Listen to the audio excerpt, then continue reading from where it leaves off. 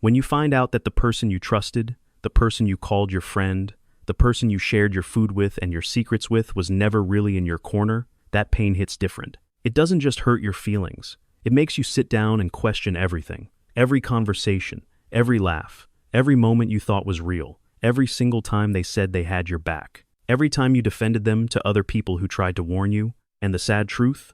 Most people only find out too late, after the damage, after the embarrassment, after they've already given too much to the wrong person, after they've already introduced them to their family, vouched for them to their boss, or let them into the most private corners of their life. But what if you could see it coming? What if there were clear signs, things people actually do that tell you exactly who they are before they get the chance to hurt you? Because there are. And today, I'm going to walk you through 4 of them. 4 things that, once you see them, you can't unsee. And once you know them, nobody will ever be able to play you the same way again. In a world where everyone is smiling for the camera and pretending everything is fine, knowing who is genuinely with you and who is just acting, that's not just useful, that is everything. Let's get into it. 1. They only call you when they need something. You know this person. When life is good for them, you don't hear a word. Your messages sit there on read, your calls go to voicemail, they're busy, they've got things going on. You understand life gets full sometimes, right? But then one day, out of nowhere, your phone buzzes. Hey, I was just thinking about you. It's been too long. And you smile, because you actually miss them, because you're a good person, because you always assume the best in people. But then, 2 messages later, there it is. They need a favor. They need money. They need a ride. They need you to talk to somebody for them. They need something. And suddenly, you're their favorite person on the planet. Suddenly, you're the only one they can trust. Suddenly, nobody understands them the way you do. Now here's the thing. Because you're a good person, you help. You always do. That's just who you are. But I need you to stop for a second and ask yourself one honest question. When was the last time this person showed up for you when they didn't need anything? Not when you called them. Not when things got so bad you had no choice. But just randomly, on a Tuesday afternoon, they called to check on you. Just because, no agenda. No favor hiding at the end of the conversation. No crisis driving the outreach. Just genuine care. If you're sitting there right now trying to think of a single time and coming up blank, that's your answer right there. Because real friendship doesn't have a schedule. Real friendship doesn't only show up at checkout time. Real people give just as much as they take. They remember your birthday without being reminded. They check on you when you go quiet. They show up even when it costs them something. They ask about that job interview you mentioned 3 weeks ago, not because they need anything from you, but because they actually care what happens to you. But this person? They only remember you exist when their battery is running low and they need a charger. And you've been that charger for a long time now. Patient, available, always ready to give, and never once asking why the energy only ever flows one way. That's not love. That's not friendship. That is convenience. And you deserve way more than that. You deserve someone who thinks about you on an ordinary day for no reason at all and just reaches out. Someone who gives without keeping score. Someone who shows up not because they need something from you, but because they actually value who you are. 2. They always have something bad to say about somebody. Every single time you sit with this person, within the first 5 minutes, every single time they're already talking about somebody, and not in a good way. It's always something. She did this. He said that. Did you hear what happened with them? Can you believe they actually did that? And they never just mention it once and move on. They stretch it. They add details. They want to make sure you're fully inside the story with them.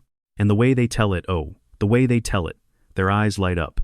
They lean in close like they're sharing a secret worth $1 million. They look genuinely excited. More excited, if you're being honest, than they ever look when they're talking about their own dreams or goals. And here's the tricky part. It feels nice at first. It feels like closeness, like they're letting you in, like they trust you with the real stuff.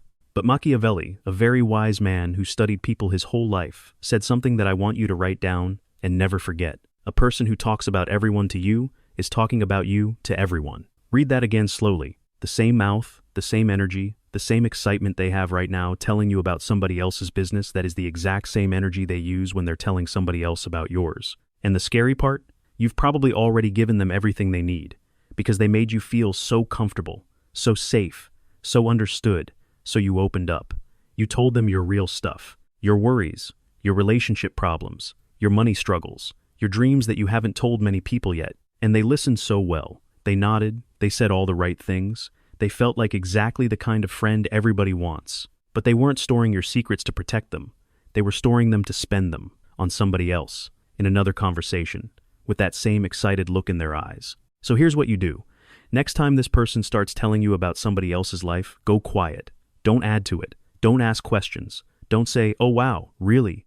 Because the moment you do, you become part of the game. You become the audience that keeps the show running. And most importantly from today, stop sharing your real life with this person. Because what you give a gossip never stays with the gossip. It always travels, and it never travels cleanly. 3. They're your best friend when life is good, and a ghost when life gets hard. This one hurts the most, because this person really does seem genuine at first. When everything is easy, they're there. When there's nothing at stake, they're warm, they're funny, they're present, they're everything you want in a person. You think to yourself, this one is real. This one I can actually count on. This one is different from all the others. And then life happens. A real moment comes. A moment where you actually need somebody. Not just somebody to laugh with over drinks, but somebody to stand up for you. Somebody to show up. Somebody to say the hard thing.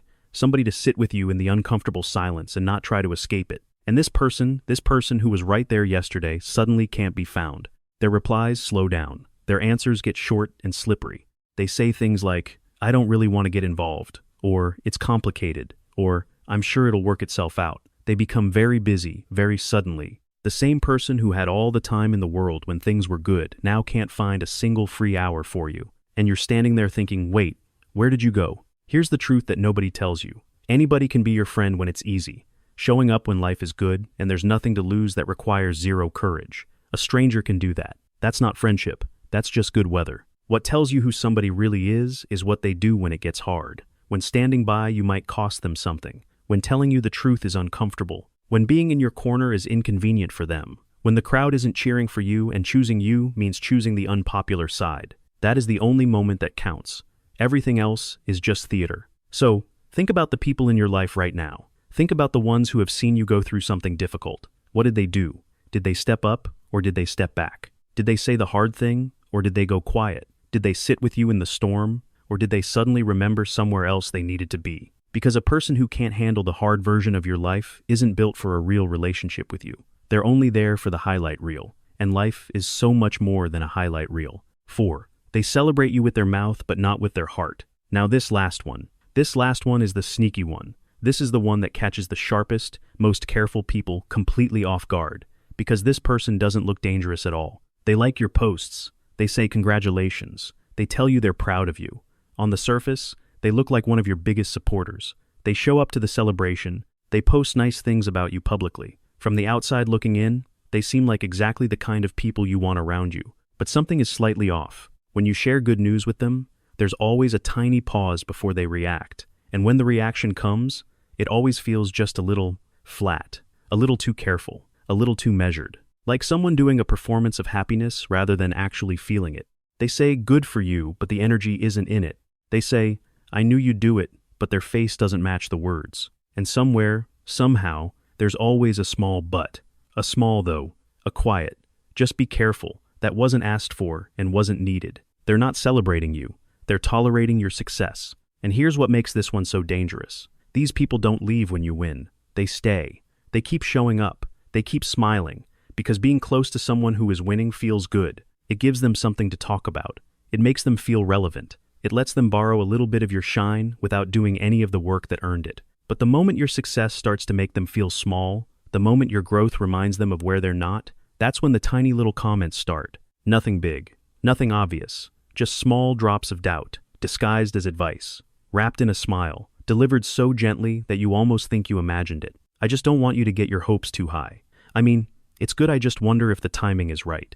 Have you really thought this through completely? I just want to make sure you're being realistic. Always just enough to plant a seed of doubt right when you need confidence the most. Right before the interview, right before you launch, right before you step into the room that could change your life. This person isn't your enemy in the open. They'd never say they don't want you to win.